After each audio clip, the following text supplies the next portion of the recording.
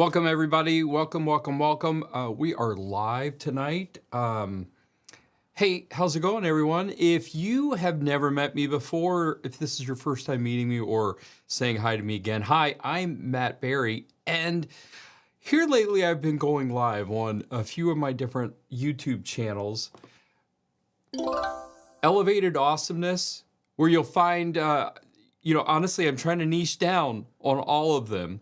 I've got my Matt Berry Tech and Nothing But Corgis. Tonight, we're going to focus on the Matt Berry Tech piece. And I'm trying to get into the habit of doing more things and showing what I do. After a hard day of going through a bunch of different Salesforce projects and Zoom phone implementation, I find that at the end of the day, it's a little bit easier for me to kind of relax and unwind and focus on some of my passion projects. So today, after last week, I got the new Mac Mini M4 Pro. I've had the Mac Mini M1 forever. Well, since the beginning of COVID, forever. Since the beginning of COVID. And that computer has served me really, really well. It has done helped me do a lot of video editing with Adobe Premiere Pro, with Davinci Resolve. It's helped me do a lot of data analytics, working with ChatGPT, doing a lot of data cleanup with Salesforce, and all of my remote connections, as well as doing live video streams on that Mac Mini M1 since I first had it. But over time, I've run into certain limitations, which when Apple came out about a week ago and announced, well, a couple weeks ago, and announced their new M4 line on their Mac products, I couldn't wait because I knew there was going to be a new redesign of the Mac Studio. I got it, and one of the first things I wanted to do was make sure that my video editing was going to work really, really well. So tonight, it is a show me series where I'm going to, I'm on my new Mac Mini M4 Pro right now, and the one I have, it's there's two levels of the Mac Mini M4 Pro. I have the first level of it, but with 48 gigs of memory. I've got 512 gigs of storage, but a majority of my storage is going to be using a fast external SSD. It's a little cheaper storage. It is quite fast, and it suits me just fine. So tonight, bear with me. I hope you have a little fun. I'm going to go through and do a few edits in Davinci Resolve today, okay? So one thing I've got, I'll go and show tonight as I'm editing this, and I'm not a superior video editor by any means. Let's check my phone. I got to put this on Do Not Disturb, by the way, just in case. Not that anybody's going to call me late at night, but all right. So anyways, first off, I've got some water for this live call. This live show. I've got some Costco frozen blueberries. They're my staple of choice. So delicious, and they keep me going. I have my Bluetooth keyboard, which I will do a lot of hotkeys during. I've got a trackpad, which will help me navigate. My favorite, though, this is a Logitech MX Master 25 Bluetooth mouse. I'm telling you what, it's really great. The battery life on it's very nice, and it works super well. So, and then next to me, what you aren't noticing right here is my speed editor. I like this, if anything else, is for this jog wheel right here. It helps me navigate in Davinci Resolve. So you're gonna see all of that. And let's go ahead and try this. I'm curious. So now what you're gonna see, you're seeing my video editor right here. I do have my comments down. I'm gonna try and pay attention. So if anybody's commenting, by the way, feel free. I'm gonna drop here a little bit. I'm gonna play a couple, I'm just gonna pick some random songs here. All right, I'm gonna drop it down just a little bit. Okay, cool. So, all right, this first one here, what I did is I used my Ecamm Live software. Hopefully this, see now it's, I'm self-conscious about the music. I want to make sure it's down low enough. So I'm using my Ecamm software so I could get multiple camera angles. You can see, just like I'm doing here, like I'm talking in the bottom corner and then you see my overhead shot. So where I can actually move things back and forth as I'm adjusting it. Okay, so what I was able to do is I recorded those items separately. I had 3 actual audio sources. One was a boom mic that's right up here, tied into my audio processing system, my Rodecaster Pro 2. So that way I could get really clean audio. I was recording directly on that. I was recording directly on my Sony ZV-E10 right behind me, and that was capturing audio. And then my Canon M50 Mark II, that's providing my top-down shot, that was recording and getting audio. So I was able to put all 3 sources into this multicam sequence, which allows me to go through and edit this. Now, I'm nitpicking at my little camera angle here, but I was able to put all of this together, and you'll notice that on this side right here, this is showing my camera angles in a separate slot, okay? Now I will say, with editing in DaVinci Resolve on my M1, it was always really nice, okay? And this is a 1080 timeline. It's not that difficult to process. And a lot of times when you start running into hassles is when you start putting effects on and everything else. However, so one good thing too is, so right here, okay, this is camera 1. This will be camera 2. Now, I don't like, I'm gonna be honest with you, when you watch this and if you look at the overhead shot, I wasn't lined up at all. This is like a big rookie mistake that I'm making. And it's helping me learn, because next time I need to go and do an overhead shot, I have to make sure that I'm providing a bit more room. So that way I can crop and adjust. Because if you notice, I'm taking the box and I'm putting it right next to me. So I'm clearly out of frame right here. And this is technically just gonna be unusable as I was watching it, right?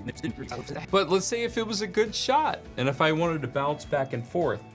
Well, right here on my speed editor, yeah, my cable's a little long. But right here, I've got a camera 1, 2, 3, 4, 5, 6, 7, 8, and 9 if I had multiple camera or multiple video shots, right? So camera 1, camera 2, I can play through this and I can just boom, select which one. I'm gonna demonstrate right now. So if I go through, I'm gonna go back to my DaVinci Resolve area. So I'm gonna hit play, okay, stop play. This for the last few years, and it is, and then I can also kind of jog back and forth, or I can scroll through the footage a lot faster. Okay, so I'm gonna stop right here. Okay, all right, stop. Okay, now I'm gonna start playing, and I'm just gonna alternate between camera 1, my talking head, camera 2, the overhead. And you'll notice that every time I select different cameras, it will go ahead and make a cut and switch the appropriate camera as I need it. Okay, so we're gonna hit play. Camera 1, now I'm gonna go move this to my secondary desktop and become my alternate Mac. So let's go ahead and unbox the Mac Mini and compare it in size to the original M1.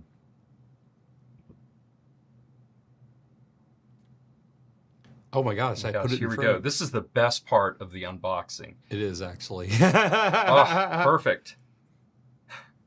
Not as satisfying as some of them though. I'm switching camera 1, okay? Hey, look at this. All right, we've got, let me go ahead and pull this out here. This I'm just watching Mac cutting Mini, as I go. I'm gonna take that off. This is more satisfying than anything. It's taking this material off. I just love how they package Apple products. It's always just so nice. Little ASMR there. So let's compare it in size.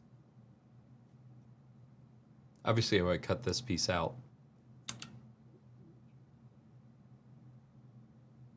And I don't know if you notice this, but as I'm switching to different camera sources, it's changing the audio. The original Mac Mini M1 compared to the brand new remodeled, compared to the original Mac Mini M1, this design has not changed for years. This is the brand new design of the Mac Mini. You notice how much smaller it is? And in size comparison, it's a little taller, but it is quite small. It's 5 inches by 5 inches by 5 inches by 5 inches, and then 2 inches in height. The power, by the way, it's about the same size as a full-size roll of duct tape. Duct tape. Button. This is the biggest controversy, honestly. The power button. You notice that in the previous model, the power button was on the back. So you could simply, and honestly, I rarely ever have to power this off and power it back on again. But the button has always been on the back. So now, in order to power this off, you're going to have to lift it up and push the button. It's not that difficult. And it really isn't. Okay, so that's it. I gotta be honest with you. It operates really, really, really, really, really smooth. I'm not gonna do anything with this footage, but super, super, super smooth on just the multicam editing piece. Being able to cut back and forth, I like it. I like it. All right, so I'm gonna switch project. Hold on a second. I'm gonna switch projects really quick.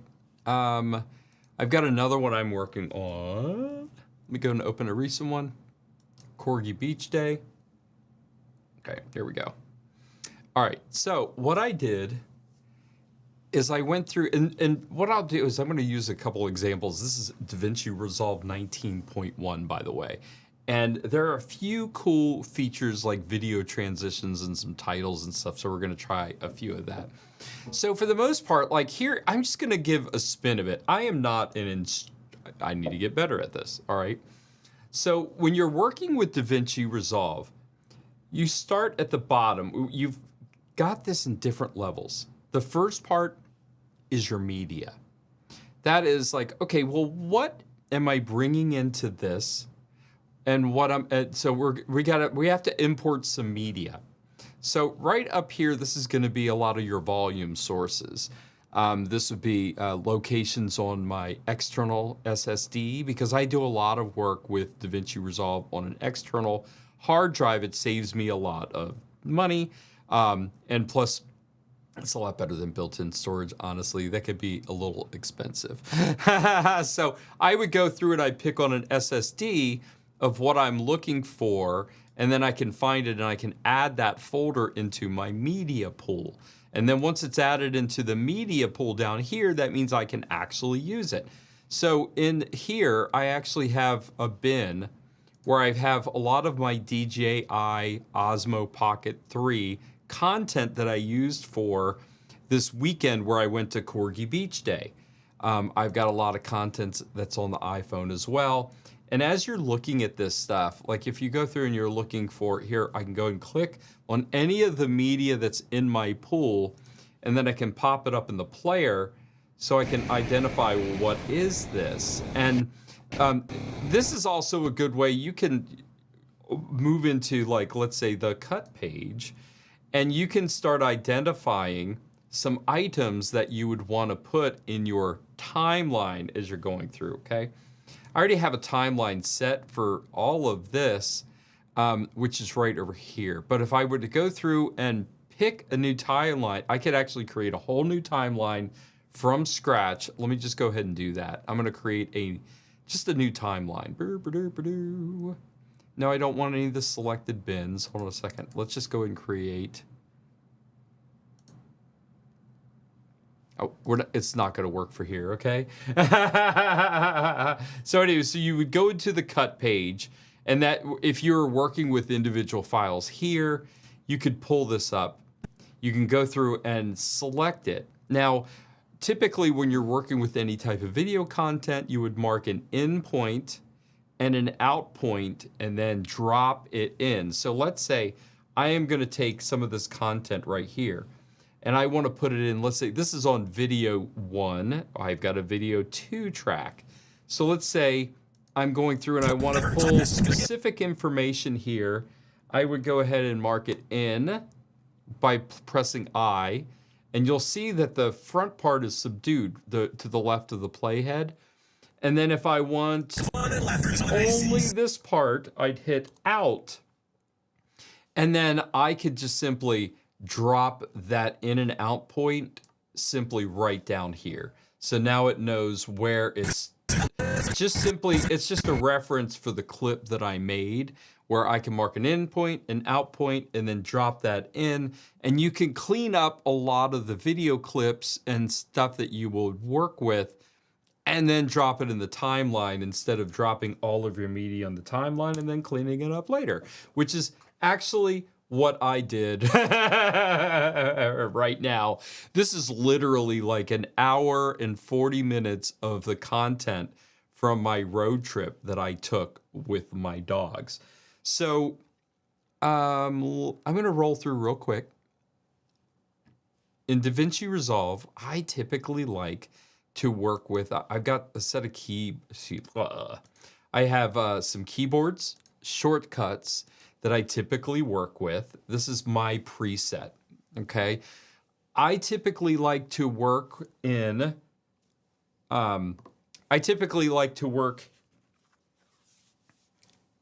with everything with my left fingers, and I'll utilize my ASD, my QW, and then 2, 3 for zoom, 4, 5 for swapping clips, okay? So I use A for, and pardon me, I've been eating frozen blueberries. I'll use A for selecting everything to the right of the playhead. S is my split clip. D is delete. Q, I have a ripple delete to the left of the playhead and a ripple delete to the right of the playhead. I'll demonstrate. So typically I'll go ahead and mark this keyboard customization. Select clips forward on all tracks. I'll show you what I mean with that. So I'm gonna zoom this timeline out. This is a pretty long timeline. I'm just gonna be honest, there's a lot of stuff here, okay? So let's say I wanted to move a lot of these clips out and give it a little, hold on a second, I'm in the wrong spot. Let's say I wanted to move a lot of these items out here, okay? And by the way, I see, this is why I do this stuff, so I can get better at it and understand. I go into I wasn't showing the screen before, but I go into keyboard customization, okay? And that's where I work on my keyboard shortcuts. I'll focus my A, that is my select clips forward on trackhead. And by the way, you can search any of those. So if you're going through, you can go through and select, you can find the right clip for you of what you're looking for, so that way you can assign it properly. I should put an area of some of my presets on there, but A, I do select clips forward. S is my split clip. D is my delete. Q is start to playhead. Basically I ripple delete everything from the start of the clip until where the playhead is. And then W, I clip it from the end of the clip until where the playhead is. I'll demonstrate that in a minute. And then I use one for zoom in. I use 2 for zoom out. I use 3 for swap clips to the left, and then 4 for swap clips to the right. I'll demo all that in a sec. So now, let's say I wanted to put a little space here in between, okay, right here. So what I would do is I'd hit A, and that's gonna select all my clips forward. So now I've got, and each one of these little items, let me go and zoom in just a tad, zoom in just a tad. Each one of these little sections, these little, this is just a video clip, okay? This right here is just a video clip and the corresponding audio file that's with that clip. So if I want all of these moving forward and I don't want to have to highlight all of them because there's a lot, right? I would use A and it would select everything from this video clip to the right. And then now that I have all that selected, I can move this here. So let's say I wanted to, not that I would use a transition this way. I'm going to go to Effects, and then I'm going to, well, you know what? Let's see. Is there a title I could drop on here? No, I'm not going to do that. I'm just going to go to Video Transitions. Video Transitions. Let me look for some of the new ones here. Generators. There we go. Okay, so some of the new ones I've noticed, we've got a cartoon cloud city. So if I wanted to move something in here, I could drop that. Let's see, we're gonna move that back over here. Well, I'm gonna put this transition right in there. Hit A again, it'll select everything behind it. I'll just kind of close that gap. All right, so I'm gonna zoom in a bit. And you'll notice right here, I've got a little cloud animation. So if I'm hovering right over here, make this full screen. I'm gonna hit play. I've got a nice cloud. It gives you that little Simpsons vibe, right? So let's go ahead and take that off full screen. So that's a transition, and by the way, works really smooth. So if I'm on here and this cartoon cloud sky, I can change the separation on the clouds if I need to. Okay. I can adjust the vertical separation of these clouds, increase or decrease the number of clouds. Let's see, random seed, that would just kind of just randomizes the whole event. We're gonna do horizontal position. And that's the other thing too, is like I could always keyframe this, right? Oh, and there's an animation speed. Okay, cool. But let's say if you wanted to take this up higher. Take me up higher. All right, and then you can adjust the hue. Say you want the purple sky or whatever. Okay, now I'm gonna adjust the animation speed. Drop the vertical position a little bit. I'm gonna increase the number of clouds and the separation. All right, so now let's go ahead and play this.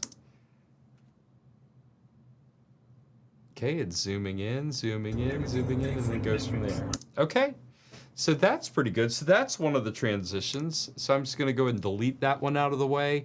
Another one, this is from the from 19. Hold on a second. Let me drop this in. This is just like a little.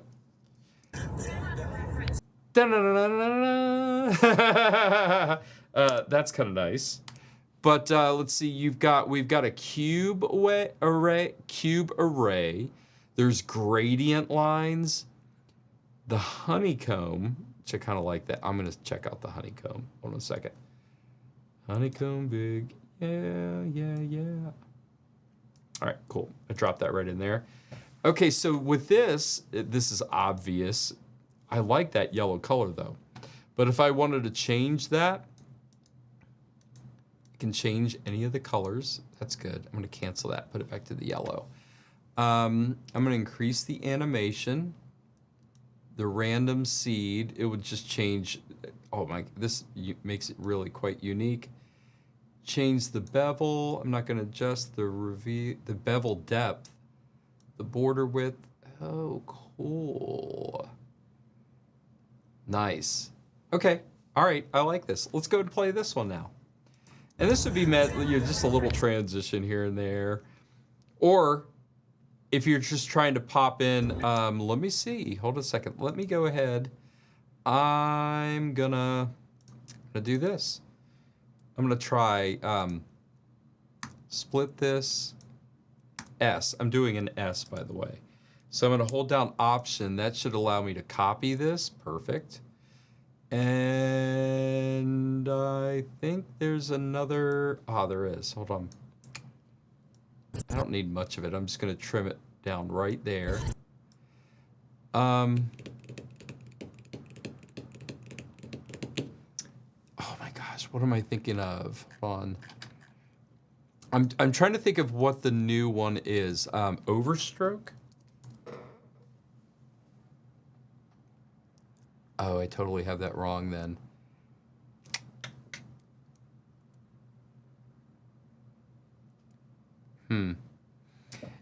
Yeah, there was there was another clip where I could go through. I mean, I literally could go through on this one. Now I'm just going to go and just do a simple transform. I'm just going to zoom it down. There we go. I'm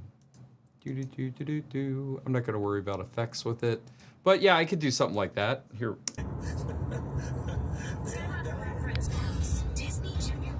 Yeah, you could put a transition like that and then transform a video image down below. Okay, that works out. Let's see. Let's go back and let's find some more transitions here. Let's see. Oh yeah, we're gonna go to the video generators.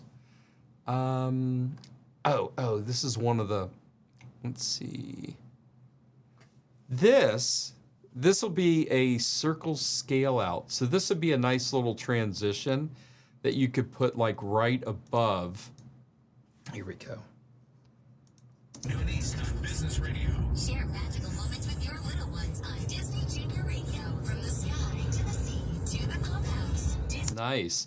So that one you'll notice it gives you, and this is really good in between clips if you want to transition. But I'll tell you, one thing you'll notice, if you look right around here, this is a 30 frames per second timeline.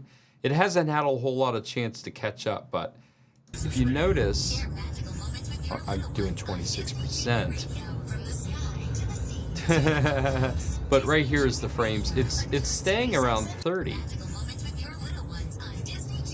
Yep, it's not dropping frames at all. Okay, that's great. That's great. Great. Let's go ahead and see what else. What else could we do around here? Okay, well, let me just go down to the beginning. I'm gonna zoom this out. See how huge this timeline is? Gosh. Okay, so with this, I'm just gonna roll through this real quick. I'm not gonna do a whole bunch of edits on it, but just to show, I mean, how smooth and seamless just the playback is. And I will show you what the timeline is. Look, this is a 4K timeline running at 30 frames per second.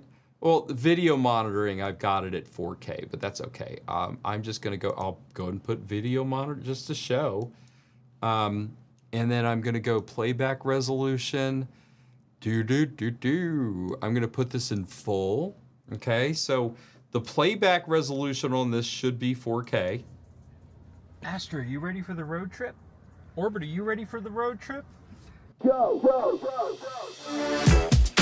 All right, we're ready.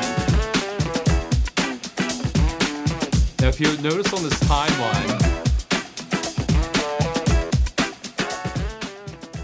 bring it down a little bit. If you notice on that timeline, we've got a lot of clips. I need to slow this down a bit.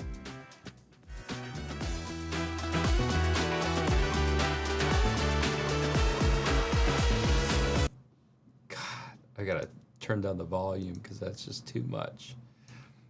I turned it down in the software. I don't know if that annoyed anybody. I'm gonna do the playback and see. But so here's the thing. It's a 6-hour road trip from Phoenix to LA. And I've got a bunch of clips. I basically use my Pocket 3 along the way to kind of just, bounce back at the dogs while they're roaming through. And this is a good piece, honestly. I can go through, I'm like, I got a short little clip. I got another short little clip. But I've got road trip. I tried to at least get signs. Okay, this is on the way to Los Angeles. And then in between that, so we'll just go. I can turn that up a little bit more as I manage this timeline. But yeah, here we go. It's like I gotta, during this whole, this is part of the issue. I've got to go through and just cut down a bunch of this piece. You know, so I'm like, I've got enough little road trip transitions. I got enough little dog shots here and there that I'll be able to cut this whole road trip down to a sizable piece. Maybe like take this from a minute to maybe 10 to 15 seconds. And then ultimately when I'm doing jump cuts and I'm jumping between road scenes and dog scenes, I can at least clip those to the beat of the song, okay? And then we get to the point where we finally get to the beach, okay? Now we're at Huntington Beach, we make the way over there. This is a piece I'm gonna cut out, and then I can just go right to the dogs walking, right?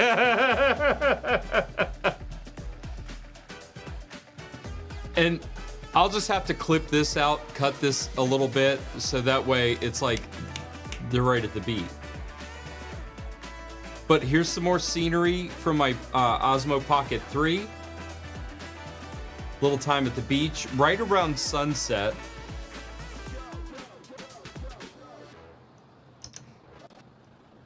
Yep, and that's about it for that. So that was a good example of a song. Here's another transition. This is a film look transition. So that helps transition from shot to shot. And I'm just gonna tell you, overall, here's another adjustment clip where I took this shot right here. And that's one thing as well. If you're gonna apply anything like text effects, zoom effects, transform effects, one of the best way of doing that is instead of applying it directly onto your video clip, you could pop an adjustment clip. So if you go into your effects, and you go into the top, the root of the toolbox, and you type adjustment, you'll find an adjustment clip, and you can simply drag that anywhere. So the effects that you would want to do on the video clip that you're working on, that way, if something's wrong and you mess it up, you're not messing up the clip. Let me find an example too, and I'm going to use one of the tools. You got to take out the search criteria, Matt. So one example, I'll follow a YouTuber, Mr. Alex Tech. He does a lot of things with the Davinci Resolve. So one of the things he created was a magic zoom. It comes with a bunch of presets that helps me identify items. So if I were to create something, not saying that this is appropriate, but let's say I'm going to highlight something, all right? I can go through and just drop that on the clip. And that way, any adjustment that I make is done on the adjustment clip that's on top of the video clip and not on the video itself. So let's say, oh my gosh, I did that wrong. I need to make it longer, or I need to make it start at a better point. Then that way I go through and now it's moved and it's in a different location. And by the way, how smooth did that effect run? It did not take long to render at all. So that was pretty smooth. I'm just gonna say that I really do love how this M4 Pro is working and handling Davinci Resolve.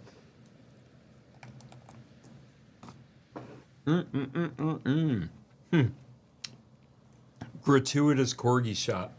That's why I always have to promote nothing but corgis, because this video eventually is going to go on the Nothing But Corgis channel, because that way, if you just can't get enough of corgis, that'll be the channel for you. So, perfect. So, breezing through this trip. So this was our first day at the dog beach, okay? Or this is Huntington Beach. So, and this is one thing I really love about my speed editor. So as I'm walking through, I can go forward, back, stop in certain spots. And this is one thing. This is the first trip I took with our little stroller. I'm gonna tell you, taking a stroller like this or a cart like this, where it was handy for some instances, when you get on the sand and those tiny little narrow wheels, it did not perform that well. However, on a rough surface like this sidewalk, it was perfect. So you got to know when you need it. But that was yeah, that was pretty good. That was our sunset. That was our sunset visit at Huntington Beach on the first day that we arrived. So then after that, then it was like we just kind of chilled out at the hotel. Here's a couple more pictures. I'm just going to advance this a little bit. Come on, guys. This is over at the hotel.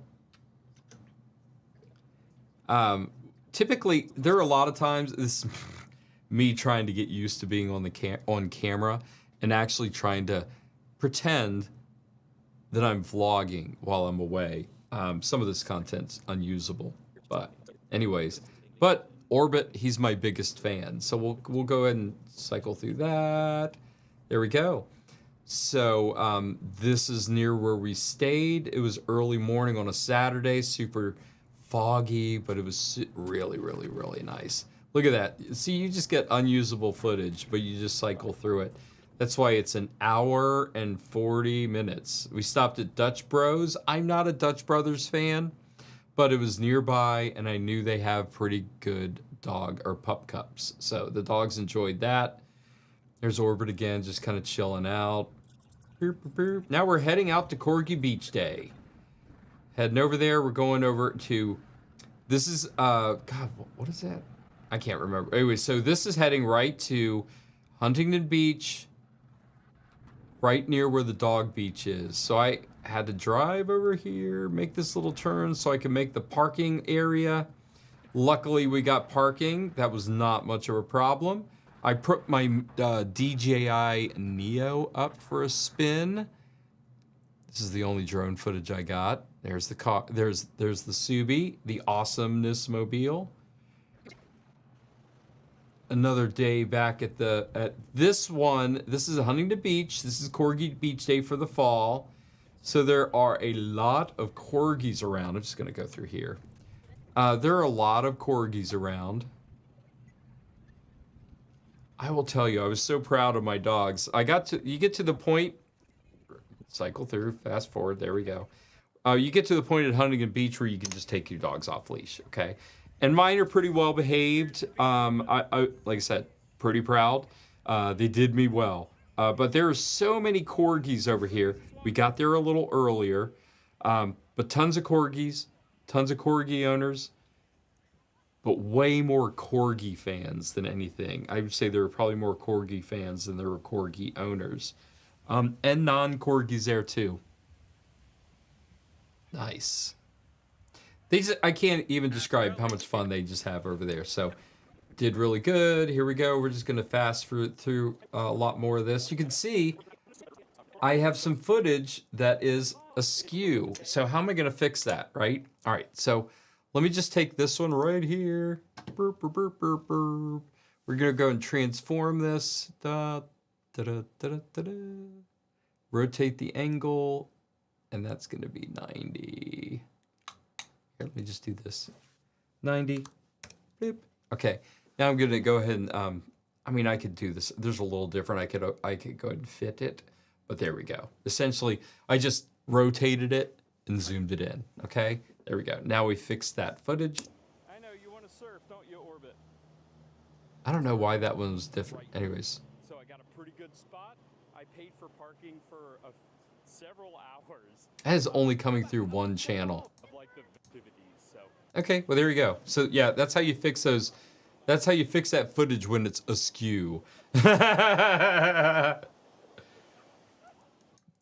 yeah, there we go. It was kind of a foggy here. It was kind of it was the overcast morning was pretty nice. It really, really was.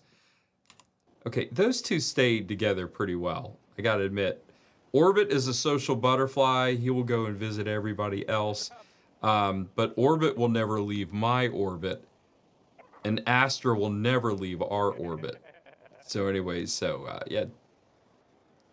This is pretty much the scene. It was kind of a mellow, chill morning. Yeah, that was it. That was it. Okay, so enough of this. I mean, we had all kinds of fun all day long, right? I'm just going to scroll through and fast forward it. Like, this is my life, right? We also ended it. Yeah, he's just chilling. A fun of socializing, beach shenanigans. It was really, really great. The fall 2024 Southern California or Huntington Beach, Corgi Beach Day was fun. It was a success. The dogs really enjoyed it. And then we ended over at, visited some food trucks. The dog got food truck treats. I got a burger, which wasn't the greatest, but it was an experience to be had. So then we chilled out at the room a little bit, just kind of unwound. And then what I decided to do, instead of drive straight home from LA, I decided to leave early in the morning. And I took the Pacific Coast Highway from San Diego to I left Huntington Beach, took the Pacific Coast Highway as far as I could to San Diego. I took it to San Clemente, and then, but here, yeah, it was just really, really nice. Just a beautiful drive the whole way. It was nice. It took 2 hours, solidly. It was a little bit less than 2 hours. Well, early on a Sunday morning, but the drive was beautiful. Pacific Coast Highway. Don't take the damn freeway, or take it as much as you can. And you really got to pay attention to stay on the Pacific Coast Highway, right? All right, I'm just gonna fast forward a little bit. Zoom, zoom, zoom. See, just beautiful. I just love that. I love the drive on the Pacific Coast Highway. If you guys don't ever take it, I mean, you should. You really should, at least once in your lifetime. So a lot of these coastal cities was really great to drive through. Yeah, it was just nice. This is a really, really, really nice time. Okay, I dropped my Osmo Pocket while I was driving because I was like, you gotta concentrate. So I took it as far as San Clemente, then I got back on the 5, and then now I'm in San Diego. And then we're heading over to Ocean Beach, excuse me, not Oceanside. So we're heading over to Ocean Beach. In San Diego. This is the dog beach, and I'm just going to tell you, this is probably like our favorite spot. Here we go. We got here at 8 in the morning on Sunday. No problem finding parking. You guys know what I need to do here, right? So I got to take this clip. I'm going to go, and there are other ways of doing this, right? But hey, I'm going to go ahead and put this. I know this has to be 90 degrees. Boom. And now I'm going to go ahead and zoom, zoom, zoom, zoom, zoom, zoom, zoom. All right, that's enough. And so, hey, there we go. I adjusted that clip, okay? So here we go. They're walking to the beach. The first part is a bit wavy. We head to the right, and yeah, the wake goes away. It's super calm water. But there we go. Yeah. Guys, let's go. They know what to do. When Orbit knows there's water ahead of him, you just can't stop him. You just can't. You just can't stop him. This was also, like, when it comes to overcast mornings, this was just, it was really great. And there's some parts of this, look how kind of eerie it is. Like the people in the background, like the mist. Yeah, this is a really great morning, to be honest with you. And, we stayed here for a couple of hours before heading back to Phoenix. And going from San Diego to Phoenix, it's about a 5.5 hour drive. But this was nice. This was totally worth it. Gosh, I'm just really, I'm kind of vibing back to this morning. It was really that good. just quiet, peaceful. Yeah, it was a nice mellow walk. Sorry guys, yeah, it was nice. And then Orbit doing what Orbit does when he goes to Dog Beach. The water if you want, Orb. It's like, I gotta get in that water. Now I know there's not gonna be waves. He definitely won't get in the water if there's big waves. I mean, can you blame him with his short legs? He's just got to test the water out, and he's going to be brave. But look, it almost looks like this is a black and white video, right? It is not. It's like all the color was saturated out of it. But this was just all... There was no color correction done on this whatsoever. It's just, it was that overcast. 1 second, I'm going to crank up the... I can't crank up the audio now, but... Yeah, just a little bit of saturation. There's a little bit of saturation. But it almost looks like a black and white video. I don't know if you guys agree, if anybody's watching. That's what you wanted to do, right?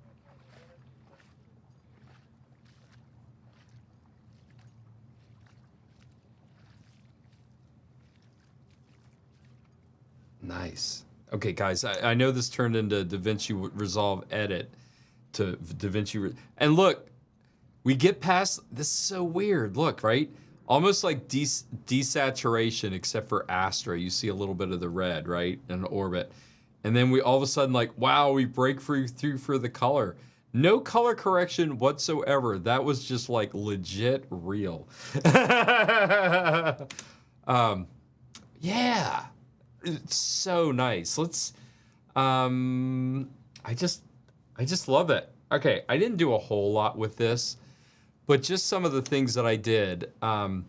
Being able to do adjustment clips, that just being able to watch and go through and with, it's just seamless. This 4K 30 timeline, any effect that I put on, I haven't done any I haven't done any major fusion effects, and I haven't done any major color correction to try and separate. Let's see, what would happen? What would happen? Let me find one. Okay, let me go back. Let me find one with me.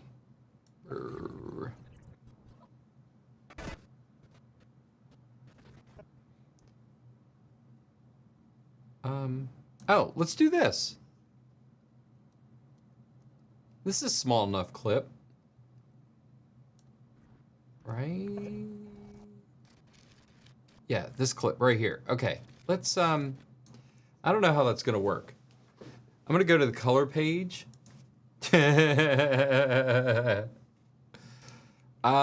Let's see here. I am gonna go and create, I'm gonna do this wrong because it's on the spot. I shouldn't do this. I shouldn't, I'm not gonna. I'm just gonna leave well enough alone. I did enough. I'll probably do another video. What I was gonna do was a magic mask on that. So it's late at night. I'm just gonna end it. Yeah, but that was it. Okay, so far, I'm just gonna say, I'm kind of proud of the, not proud. I didn't make the laptop, or I didn't make this Mac Mini. I have nothing to be proud of. I'm glad I purchased it. I'm totally glad I purchased it. Just a lot of the smoothness that I've seen from this Mac Mini M4 Pro with 48 gigs has been really, really great. And then throwing it, well, number one, doing a live broadcast on Facebook and YouTube, while on another monitor, I'm doing an ultra-wide display for a live edit in a 4K timeline in DaVinci Resolve 19.1, and it did not skip a beat, and it's still broadcasting. So I would say that test is a pretty good success. I added an adjustment clip, threw some different zooms at it, threw some transitions, some of the newer Fusion ones, and it never skipped a beat on the frame rate. So far, I could have thrown a lot more tests at it, but I was pretty impressed nonetheless. So that's it. Thanks for hanging with me, if anybody did. But I appreciate everybody hanging in with me and sticking later on. If you want to join anymore, check out my Elevated Awesomeness channel. That's where I will focus on just the struggles of day-to-day life. Matt Berry Tech, you'll find additional stuff like video editing, office software, things like that. And then Nothing But Corgis, obviously. You just saw why I have that type of channel. So that's it. All right, everybody have an awesome night, and I will catch you around. Bye.